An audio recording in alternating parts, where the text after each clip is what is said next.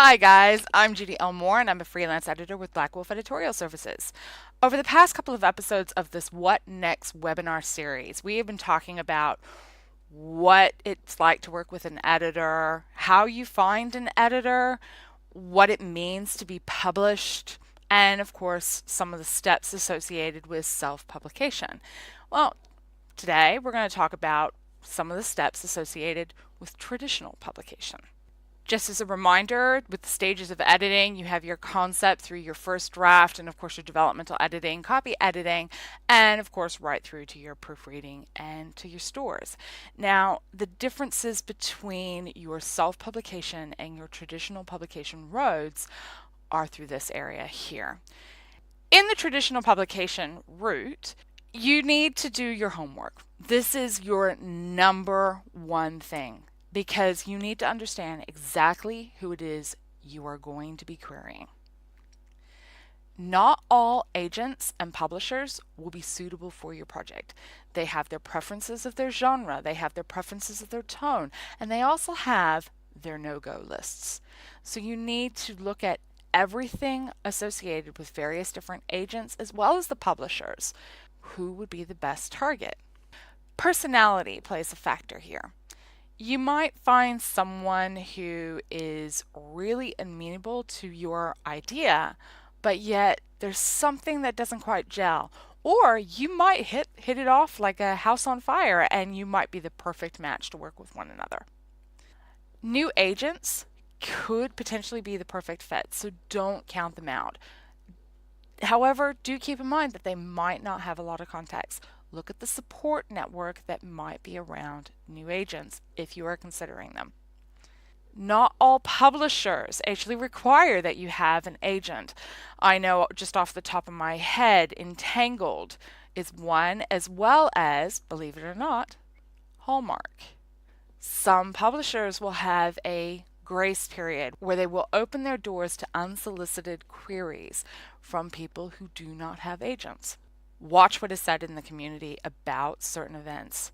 There are events that are happening all the time about things that are being said which can get people into hot water, and you need to understand where the community is going. Take a look at resources like Writer Beware on the Science Fiction Writers of America. The URL is sitting there on the slide for you. That is a wonderful resource for any publishers or agents that you might want to steer away from for various different reasons. Absolute Right Water Cooler is another brilliant resource. It's just a forum that is publicly available that anyone can access and get information about various different agents, editors, publishers, and of course their experiences. And of course, on Facebook, there is a variety of different groups out there. So you can ask people, has anyone queried certain publishers or certain agents, and what has been their experience? Of the three groups that I know of, straight off the top of my head, you've got the Summit Club, and then the PW Query Team, and of course, hashtag Pitch Wars. There are probably lots of other groups out there, and you will have to vet each group based on your personality and the way it's going to work for you. So some of the resources for finding agents and publishers include things like the market books from Writer's Digest. Now these are new books that come out every year, so just make sure that you get the right one for the right year. And there are things like the Guide to Literary Agents, the Writer's Market, Poets Market, Children's Writers and Illustrators Market, and of course Novel and Short Story Writers Market.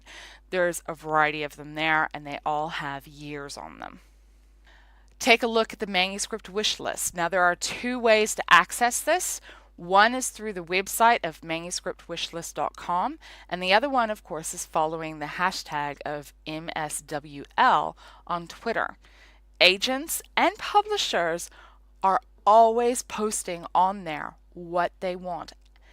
Do keep in mind that their wish list may vary from time to time. Publishers Marketplace is another very good resource. It tells you what sales an agent has made or what purchases that a publisher has, what new books are coming out, and when they're expecting to have these books out. It is a paid resource. So if you are wanting to use that one, you need to think about when it's going to be the most opportune time for you to use it. And it costs $25 US per month. Then, of course, you have agentquery.com. Now, this site is just a query site where you can track agents and who has submitted to them and how long it's taken for them to respond and get information. It is not really a resource about who might be the best fit, but it does tell you how long agents are getting back to submissions.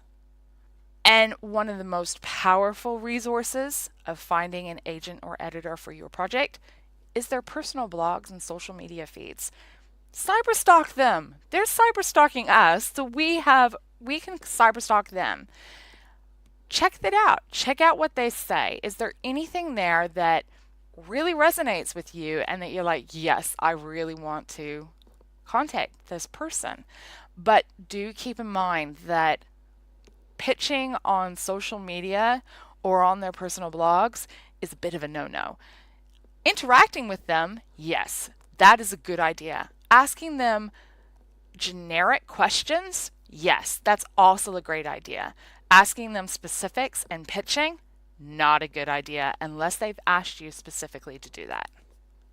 Now, if you're writing short stories, there is another resource that you're going to want to look into, and this is the Submission Grinder. The website is the Grinder at diabolicalplots.com. This is just for short stories only, and it's a list of the marketplaces where you could potentially submit your resource to. It's very similar to agentquery.com, but it's for short stories. All right, let's talk about the query process. There was a very important reason why I went the way I did in this presentation, and it's because you need to understand what you're looking for and where they're wanting and what sort of information you need before you start building your submission packet. So the format of a query letter or your submission packet will vary. Everyone wants something different, and as a consequence, you will need to look at what each agent or each publisher wants, because I can guarantee it might be similar, but it will be different. Have ready, if you're going to be querying submission, you need to have ready a blurb for your story, and it's like your back cover blurb. Now that will go into your query letter.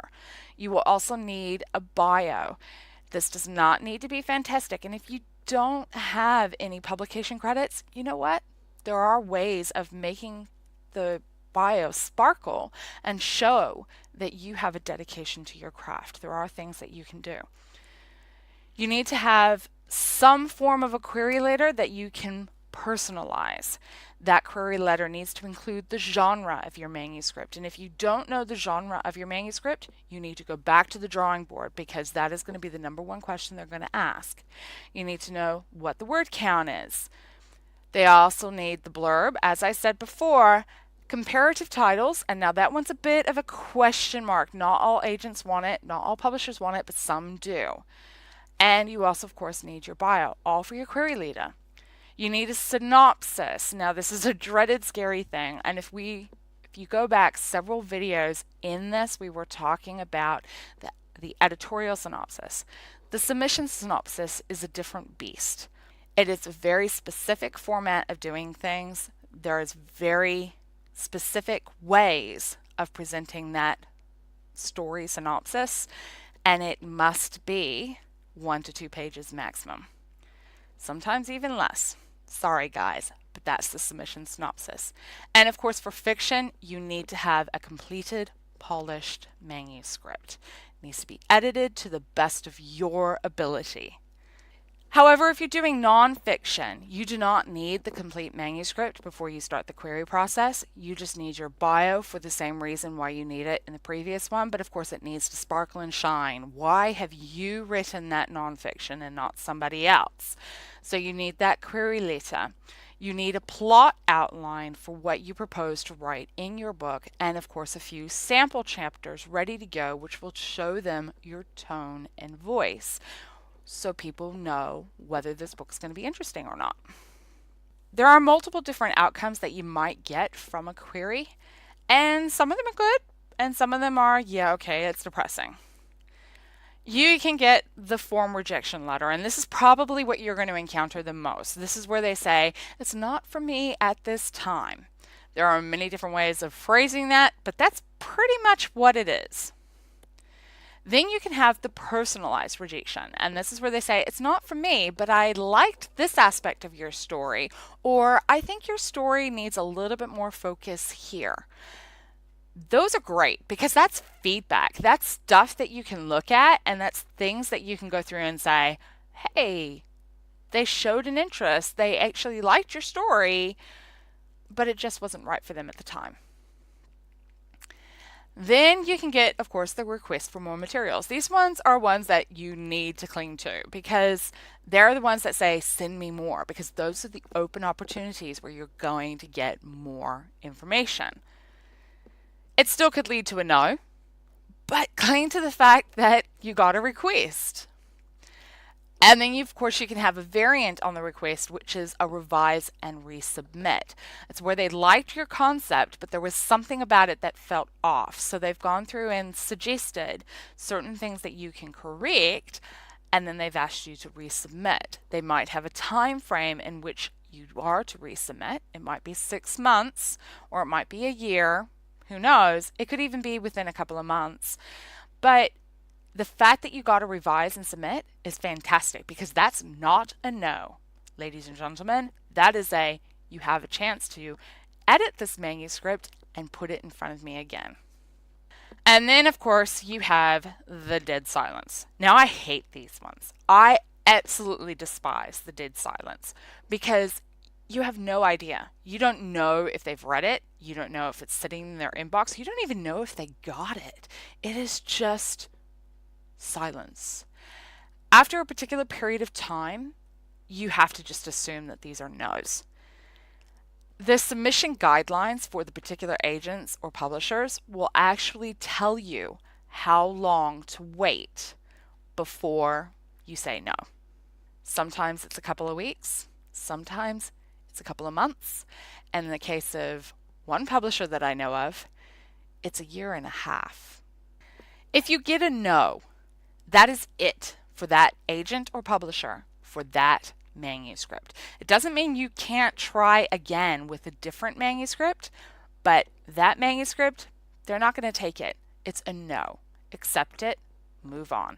Don't try to convince them otherwise because they're just going to blacklist your name. Accept it, move on. So what are some of the resources for preparing queries? Well, one of the best websites out there is Query Shark. That's queryshark.blogspot.com. Now, this is a blog of an agent of whom has remained nameless, and she has a whole bunch of query letters. At least I think it's a she. I'm not 100% certain. But there's a whole bunch of query letters there and notes about what works in those query letters and what doesn't. It is literally one of those sites that you just have to scroll through and go one after another to understand. And eventually you start to see the pattern in how the query letters work. Then you also have this one, which is Agent Query Connect. This is an umbrella to agentquery.com. So this one's agentqueryconnect.com, and this is a critique site that is for query letters, synopses, and pitches. So it's a very useful resource because you've got people who have been at the game for a while, who know what they're looking for, and they can help give you feedback. But if you're wanting a book resource, I highly recommend the ebook called How to Perfect Your Submission, Tips from a Publisher by Scott Pack. Scott Pack is a publisher in the UK, and he has been a publisher for years. He's one of the leading publishers involved in various different startup groups in the UK.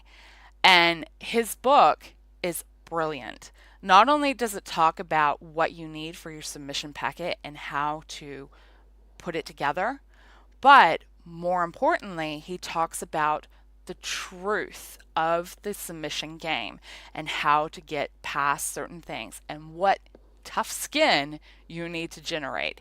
He's funny. He's brilliant. I highly recommend this book. It's only available in ebook though. Okay, so let's say you have got past the gate, you've gotten your agent, and you've gotten your publishing contract, or maybe you skipped the agent and just went straight to the publishing contract. It is a possibility. One thing that you need to keep in mind is that the way in which the royalties and advances are handled will vary from publisher to publisher. Some publishers do not offer advances. Some publishers are 100% based off royalties. If you get an advance, though, what will happen is that you will not see any royalties. You will not see any more money until your royalties are more than what the advance was. So basically, your royalties are earning back whatever they've already paid you in the advance. Once there's some editing going on and you've got contracts signed, the advances maybe changed hands, expect at least 3 more rounds of editing. Now, that could easily be a light developmental edit, a copy edit, and a proofreading. It could be quite extensive developmental edit, a copy edit, and proofreading, but expect at least 3 more rounds, maybe more. The publishing house will have a production schedule, and if you do not meet the deadlines that they have imposed on you, penalties will exist. They want your book to succeed. And that's the one thing you have to remember. The publishing house is taking a risk on purchasing the rights to publish your book. They want it to succeed because they want to make their money back. For a publishing house, it's all about the money. It's all a business. And they're not going to take that risk if they don't think that your book can deliver. Keep that in mind with all your communications that you have with them. Communication is 100% the key. Remember that. You need to understand any contract that you get, whether it's with your agent or whether it's with your publisher. You need to understand the various different aspects of your contract. Make sure you have all the clauses understood. There might be clauses that say you can't publish similar materials between X date and X date with respect to the release of your books. I've heard of this. I can't remember what it's called off the top of my head, but it was an interesting clause to discover that could exist. If there is anything in your contract that you do not understand, you don't understand a word or a terminology or what the clause is actually implying, ask.